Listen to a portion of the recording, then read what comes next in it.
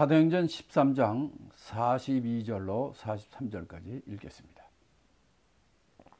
저희가 나갈새 사람들이 청하되 다음 안식일에도 이 말씀을 하라 하더라.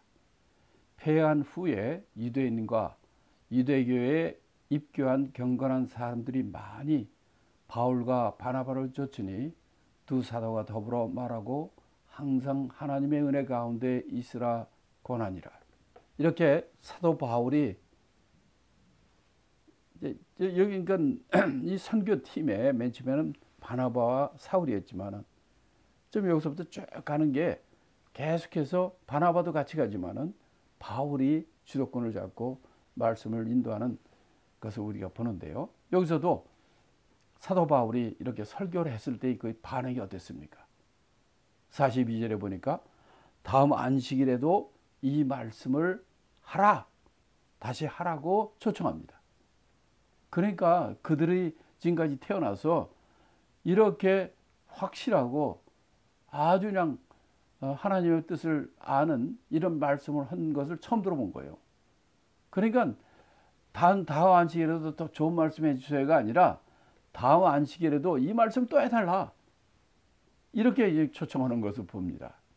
그 다음에 이 예배가 끝난 다음에 회당에서 이게 모임이 끝난 다음에 어떤 일이 벌어지느냐, 유대인과 또 입교한 경건한 사람들이, 그래 유대인 중에서도 많이, 또 입교한 이방인 경건한 사람들도 많이 바울과 바나바를 쫓았다 그랬어요. 야, 이건 하나님 보내신 사람이다 생각해서 유대인도 그렇고 거기 있는 입교한, 그게 이방인이죠. 이방인 중 경건한 사람들은 많이 바울과 바나바를 쫓아오는, 그러니까 이 말씀 전한다는 게 얼마나 파워풀하고 얼마나 정말 많은 사람들이 이끄는 귀한 도구인지 알 수가 없습니다.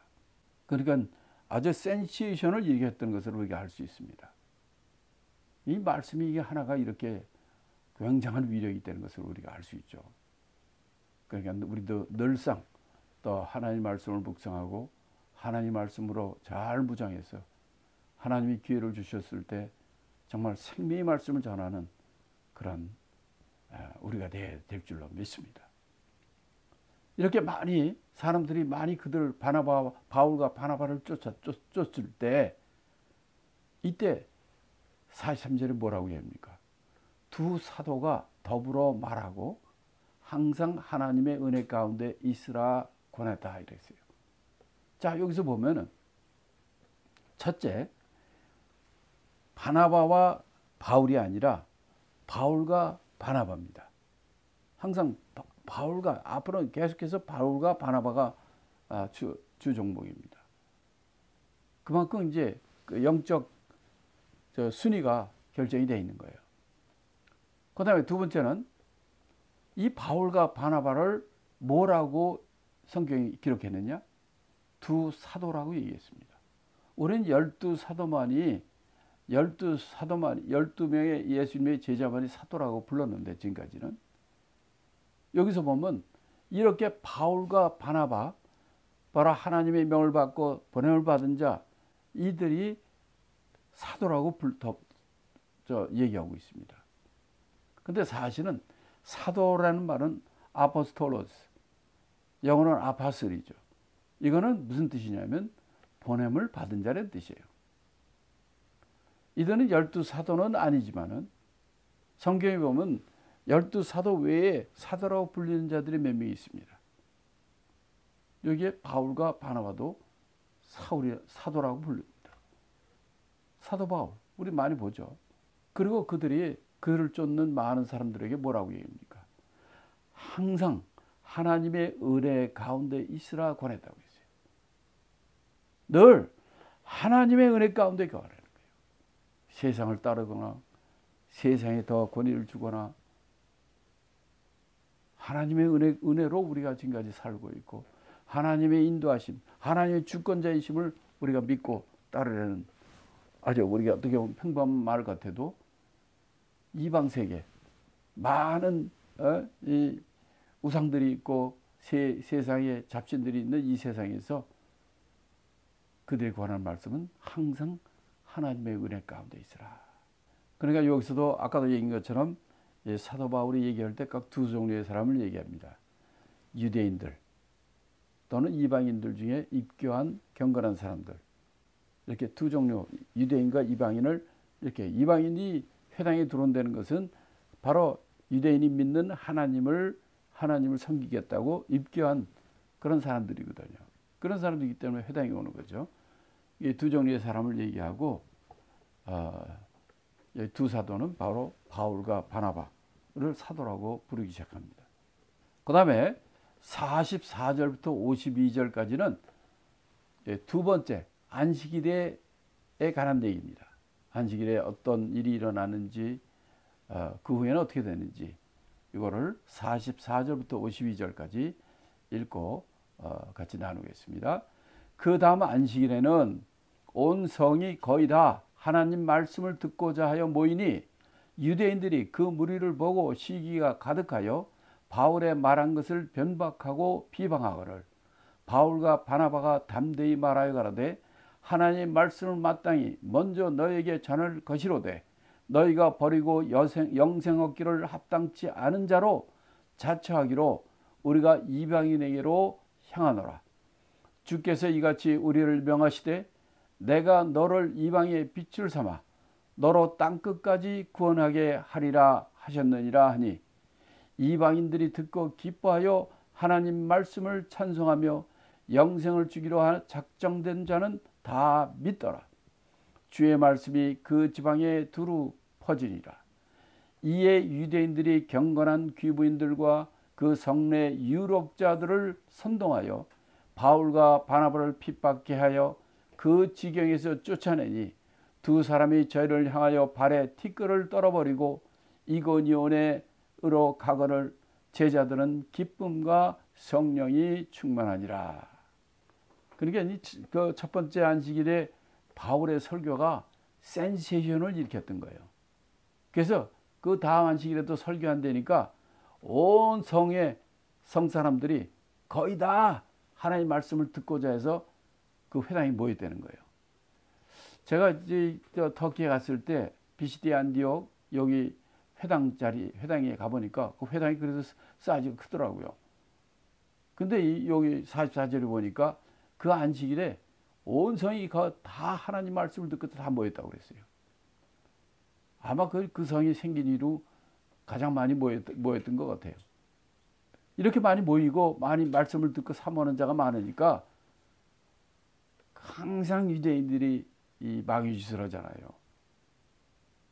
유대인들이 시기가 가득하여 변박하고 비방했다는 거예요.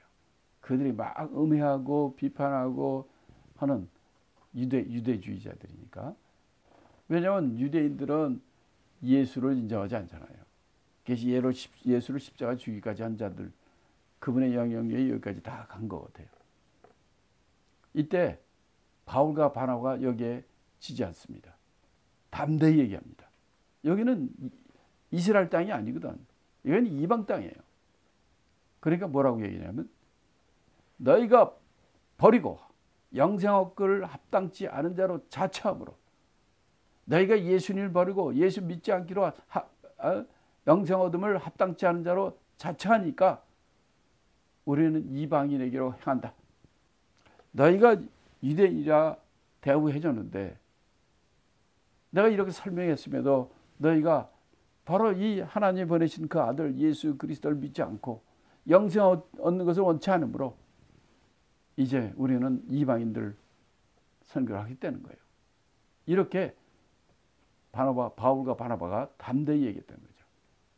그러니까 그래서 우리에게 이방의 빛을 삼아 땅끝까지 구원하게 하리라 이렇게 하셨다는 거죠. 그렇죠. 주님께서 그렇게 말씀하지 않았습니까? 너희가 성령이 임하면 네가 예루살렘과 온 유대와 사마리아 그리고 땅끝까지 나를 증거하리라. 땅끝까지 구원을 선포하는 자가 우리가 그 일을 하겠다고 바울과 바나바가 얘기하는 거예요. 그러니까 이방 때에는 이방인들이 그것을 듣고 우리 정말 하나님을 알지도 못하는 우리도 그 예수를 믿으면 우리를 구원하신다는 영생을 주신다는 것을 듣고 너무 다 듣고 기뻐했고 또 이 영생을 주기로 작정된 자는, 주시기로 작정된 자는 다 믿었다는 거예요. 많은 사람이 예수를 믿고 영생을 받게 됐다는 거죠. 그러니까 이것을 보고 유대인들은 어떻습니까? 비시디아 안디옥에 거기에 있는 귀부인들, 바로 안디옥 그 성에 있는 유력자들, 그런 사람들을 꼬시고 선동해가지고 바울과 바나바를 이 비시디아 안디옥에서 쫓아내야 되는 거예요. 항상 이렇게 하나님의 놀라운 역사가 있어도 그걸 핍박하고 그런 자가 항상 있고, 그래서 그런 어려움을 항상 당합니다. 우리 복음의 땅까지 다 전해진다 해도 그렇다고 이 세상에 평화가 오는 게 아니에요. 이 세상이 우리 믿은 대로 믿는 사람을 위해서 존재하지 않습니다. 이 세상은 예수를 미워하고 그와 동시에 예수를 따르는 모든 자도 미워하고 핍박한다고 그랬어요. 이런 놀라운 역사가 일어났지만 그들이, 악한 자들이 거기 세력자들을 갖다 선동해가지고 바울과 바나바를 쫓아냈다는 거예요. 그래서 51절은 뭐라고 얘기합니까? 그래서 바울과 바나바가 이 두 사람이 저들을 향하여 발에 티끌을 떨어버리고 이고니온으로 갔다, 그렇게 돼 있어요. 왜 발에 티끌을 떨어버리고 이고니온으로 갔을까요? 비시디아 안디옥에 그 놀랄만한 성과가 있었지만 그들이 반대함으로 유대인들이 거기 사람들을 갖다가 선동시켜가지고 핍박해서 쫓아내니까 그들이 발에 티끌을 떨어버리고 거기를 떠나서 이고니온으로 갔다고 그랬어요. 이거는 이제 예수님이 제자들에게 전도를 보낼 때 예수님이 보내신 말씀이 있어요. 마태복음 10장에 보면 예수님이 12제자를 2명씩 보낼 때 그때 예수님이 그 전도 수칙이 있어요. 그 중에 이런 말씀이 있습니다. 마태복음 10장 14절에 보면 누구든지 너희를 영접도 아니하고 너희 말을 듣지도 아니하거든 그 집이나 성에서 나가 너희 발에 먼지를 떨어버리라. 바로 너희를 영접지도 않고 말도 듣지 않고 핍박하고 그러면은 그 집이나 그 성에서 나가서 너희 발에 먼지, 티끌을 떨어버리라는 거예요. 이 말대로 지금 바울과 바나바가 바로 거기서 발에 티끌을 떨어버리고 발에 먼지를 떨어버리고 그들이 이고니온으로 갔다 그랬어요. 그럼 이고니온은 또 어딘가 하는 거예요. 여기 우리 지도에 보면 여기 있죠. 자, 우리 안디옥은 수리아 안디옥, 또 비시디아 안디옥이다 그랬죠. 그래서 이 구브로 섬을 건너서 버가로 갔다가 버가에서 비시디아 안디옥에 와서 지금 안디옥에서 안식일날 2번에 걸쳐서 그들에게 말씀을 전해서 온 성이 다 모여가지고 다른 놀라운 축복의 역사가 열매를 맺었어요. 그러나 유대인들의 그들의 핍박과 유력자들을 선동을 해가지고 비시디아 안디옥에서 쫓아냅니다. 그래서 발에 먼지를 털고 안디옥에서 떠나서 가는 곳이 어디냐? 이고니온이라는 곳이에요. 거기서 한 40km, 60km, 100km가 안 되는데 거기로 이제 또 떠나가는 겁니다. 그래도 52절에 뭐라고 그랬냐면 기쁨과 성령이 충만하니라 이렇게 얘기합니다. 그들은 비록 그들에게 핍박을 받아서 거기를 떠나가고 쫓겨나지만은 하나님 앞에 많은 열매를 드리고 하나님께서 그의 기도를 들으시고 그의 말씀을 듣고 많은 사람들이 주께 돌아오는 이 역사를 보고 정말 핍박 그런 것이 두렵지 않은 거예요. 기쁨과 성령이 충만해가지고 이고니온으로 떠나갔다는 얘기입니다.